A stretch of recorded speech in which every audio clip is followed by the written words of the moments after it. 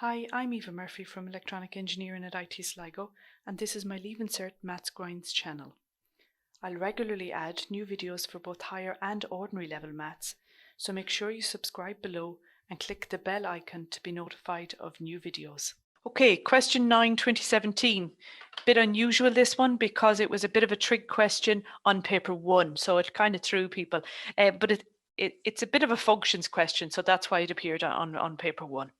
So the depth of water in meters at a certain point in the harbour varies with the tide and can be modelled by a function of the form a plus b cos ct. Okay, so you know from our previous classes that's the general form of any sine or cos trig wave. Where t is the time in hours from the first high tide on a particular Saturday, and a, b and c are constants. Note ct is it's expressed in radians. Okay, so we need to work in radians here. On that Saturday, the following was noted. The depth of water in the harbour at high tide was 5.5, so the peak of our wave is 5.5. The depth of water in the harbour at low tide, 1.7. High tide occurred at 2 and again at 14.34. Part A. Use the information you're given to add as accurately as you can labelled and scaled access to the diagram below and show the graph of f over a portion of that Saturday. The point P should represent the depth of the water in the harbour at high tide on that Saturday morning. Okay, so P is high tide. So let's work off P first. So high tide, 5.5 meters. Okay, so the height of this, 5.5. Okay, so the depth at low tide is, where am I, 1.7 meters. Okay, and if I draw in a graph, well, no, let me do the x-axis first, okay? So that point P is the depth of water at high tide, okay? And high tide occurred at 2 o'clock, which means that it only makes sense then that time is on my x-axis if I'm going to put the depth of the water on my y-axis. And you should know that from your function anyway, because f of t in functions is always y is your function, and it says that the depth of water is modelled by this. So that's your y-axis, and then on your x-axis is your variable in your function, which is time in hours.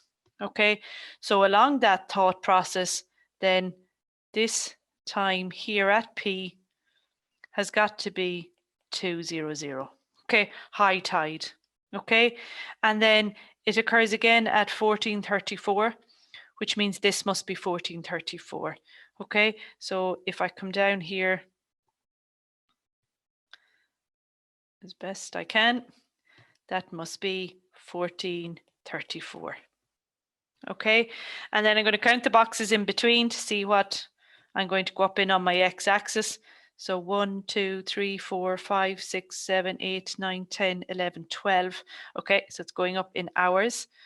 So this point here is 4, 6 o'clock in the morning, 8 o'clock in the morning, 10 o'clock in the morning, 12, 14, and of course 1434, 16, 18, 20, 22, 2400 hours. Okay, or 00. Okay, so let's go back then. So I'm going to go back 2 hours, so that's 00 there. Okay, so that's the most logical place then, I think, to put in my y-axis. Okay, really hard to see that. Okay, so that's my y-axis and it's starting at 0. Okay, so I hope that makes sense. Okay, my y-axis then, again, you can come down. I haven't enough room here to come down on my y-axis, but if I was doing it and I could measure properly, I'm going to put in a line under here at, of course, 0 meters high.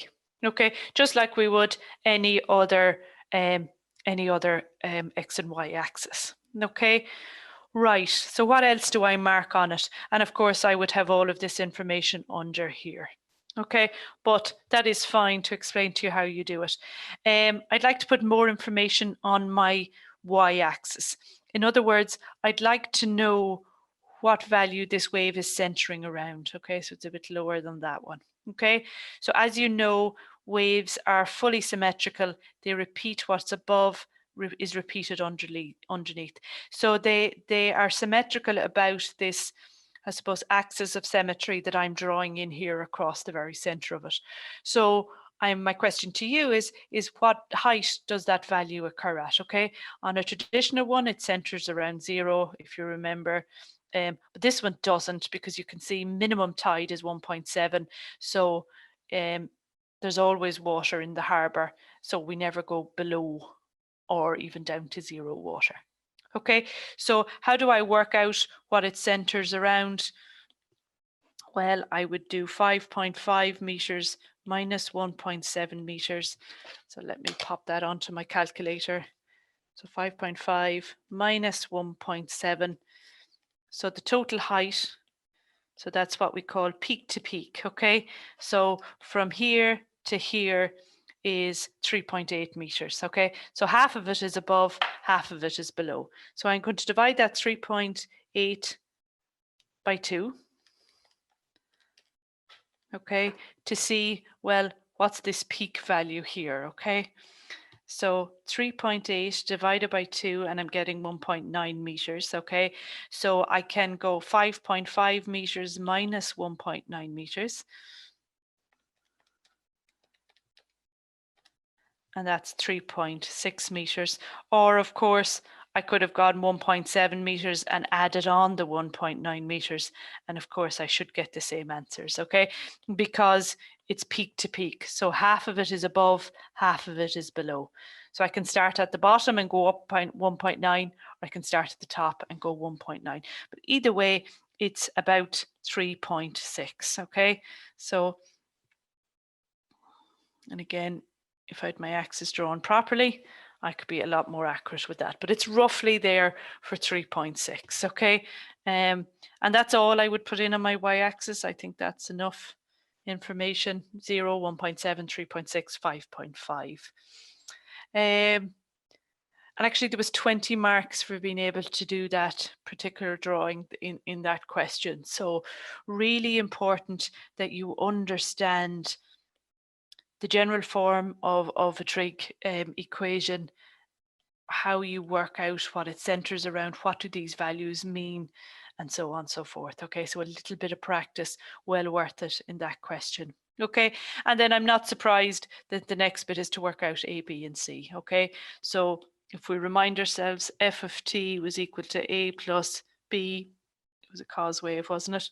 Cos ct. A is the offset, okay? B is the amplitude, and this is the number of cycles. And I'm going to put 2 pi window. Okay, it could be a 360 window. The reason I go in 2 pi is radians is measured in pi. Okay, so let's stay in pi. So find the value of A and the value of B. So when you talk about the value of A, you're talking about this offset up off the ground, okay?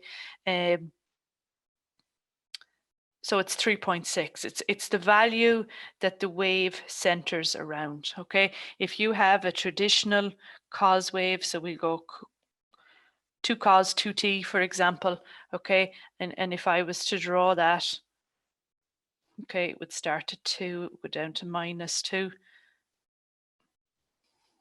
Okay, and that would be 2 pi. So to explain some of them, there's 2 cycles in the 2 pi window. There's 1, there's 2, so that's 2 there. Okay, and this 2 then is the amplitude. So it swings between 2 and minus 2. I don't know why I picked 2 for both of them, but anyway, that 2 is literally from here to the value that it swings around, okay? So why is there no A in this one? Because I would say that this one is B cos CT, okay? Where is my A in this particular wave? Well, your A is 0, okay? It's fully symmetrical about 0. Okay, so yes, of course, you could put in 0 plus 2 cos 2t, but you know we never put in leading zeros, okay? So that doesn't appear. Okay, so what is happening in this one that does have a 3.6? Well, you're literally lifting this wave up. And I won't be able to draw the same thing again, but this is 3.6. We'll pretend he's 2 again. He's minus 2. So that, how do I describe this one? It's 3.6 plus 2 cos 2t. Okay, so the only difference, these are supposed to be identical to each other. The only difference is this number here to show that you have translated or shifted this wave up. Okay, so it has what's called an offset, and the offset from 0 is 3.6. Okay, so a little bit to get used to in that one. Okay, so find the value of A and the value of B. Well, we've already found the value of A, which was our offset.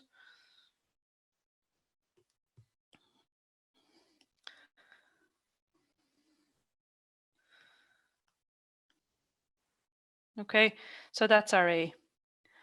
Our A is equal to 3.6. Okay, so I hope that makes sense. B then in this case is the amplitude. Okay, so the amplitude we've already found as well. It was the 3.8 divided by 2. Okay, so I hope that's okay. That's my A, that's my B. B is my amplitude. A is the value that I'm swinging around, okay? So I got B, the amplitude, from subtracting max minus min and then dividing it by 2. Then I got what it swings around by adding that amplitude onto the bottom one, or of course subtracting it from the top. C then, C is the number of cycles in a 2π window, okay? The number of cycles that would fit in a 2π window, okay? So to figure that out, you need to know what's called the period of one cycle. In other words, how long does it take to complete a full cycle, okay? So the easiest way I think to do it is from P to here, because we have both times, okay? We know both times that high tide occurs at. So there's one complete cycle. I'm back to where I started. So one period is 1434 minus 2, okay? So one period is 1434 minus 02 hours. So it's 12 hours 34, okay? Not 12.34 now, but 12:34 minutes, okay? So that's not in decimal form, that's 34 minutes. Okay, so then C then, that number C is always equal to your window of interest, which is 360 degrees or 2π divided by 1 period, okay? So in our case, it's 2π divided by 12 and 34 over 60. Okay? Of course, you can convert the 34 over 60 to a decimal if you need to, okay? I just did a quick check there that I was in radian mode.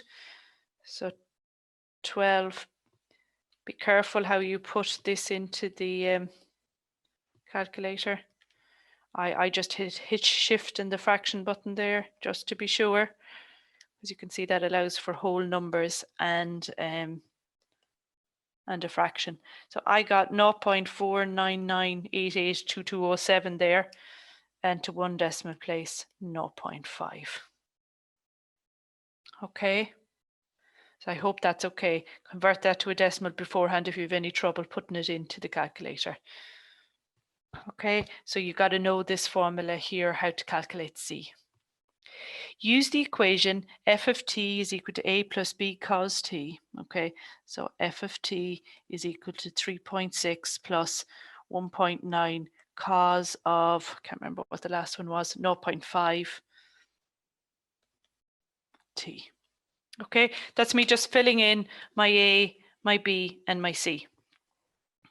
Okay, to find the times on that Saturday afternoon when the depth of the water was exactly 5.2 meters.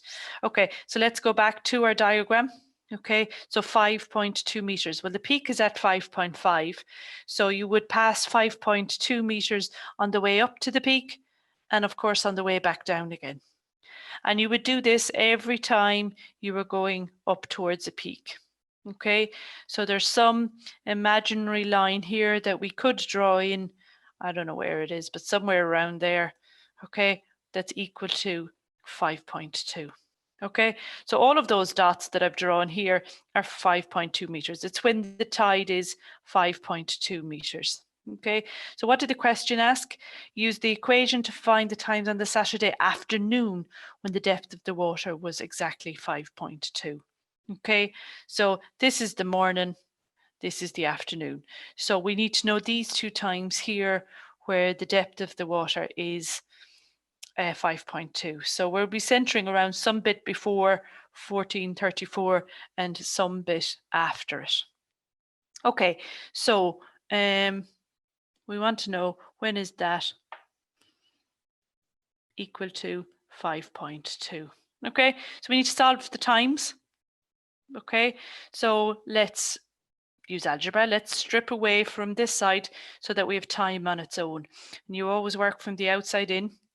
So 3.6 is the first thing to go. So I'll have 1.9 cos 0.5t is equal to 5.2 minus 3.6. Pop on my calculator. What is that? 1.6.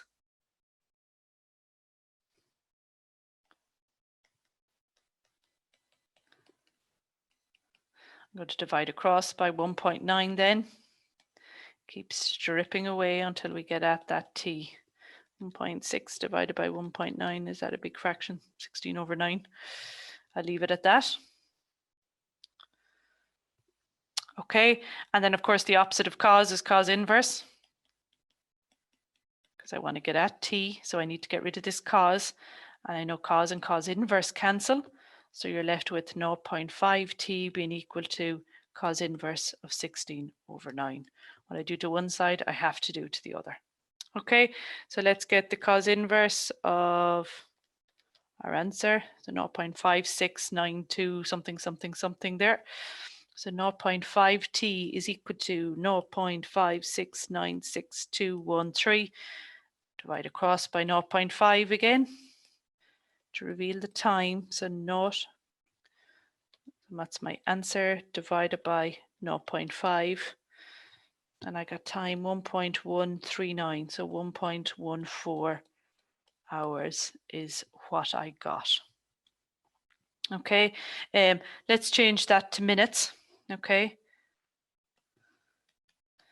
Because my graph is in minutes.